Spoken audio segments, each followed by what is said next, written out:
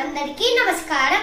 ఈ రోజు శ్రీమద్ భగవద్గీతలోని తృతీయ అధ్యాయమైన కర్మయోగములోని 13వ శ్లోకము.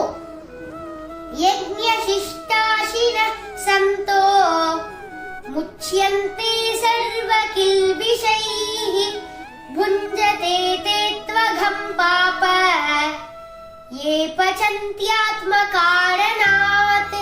భావం: శ్రీకృష్ణుడు అర్జునుడితో ఇలా పలికెను: ఓ అర్జున, యజ్ఞములలో ముందుగా నివేదించగా మిగిలిన ఆహారమును భుజించే ఆధ్యాత్మిక చింతన గల సత్పురుషులు సర్వ పాపముల నుండి విముక్తులవుతారు. తమ భోగమునకే అన్నం వండుకునేవారు పాపమునే భుజింతురు. 14వ శ్లోకము. అన్నాద్భవంతి భూతాని పర్జన్యాదన్న సంభవః యజ్ఞాద్భవతి పర్జన్యో యజ్ఞః కర్మ సముద్భవః. భావం: శ్రీకృష్ణుడు ఇంకా అర్జునుడితో ఇలా పలికెను: ఓ అర్జున,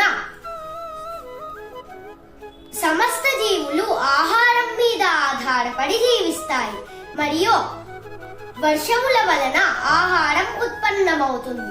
యజ్ఞములు చేయటం వలన వానలు కురుస్తాయి మరియు నిర్దేశింపబడిన కర్తవ్యముల ఆచరణచే యజ్ఞము జనిస్తుంది.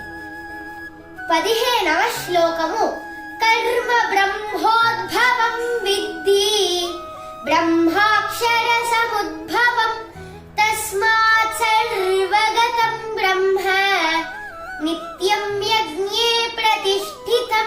భావం: శ్రీకృష్ణుడు ఇంకా అర్జునుడితో ఇలా పలికెను: ఓ అర్జున, మానవుల విహిత కర్మలు వేదములలో చెప్పబడ్డాయి మరియు వేదములు స్వయంగా ఆ భగవంతుని నుండే వ్యక్తమయ్యాయి. కాబట్టి ఆ సర్వవ్యాపి అయిన భగవంతుడు నిత్యము యజ్ఞ కార్యములలో స్థితుడై ఉంటాడు. ఓం శ్రీ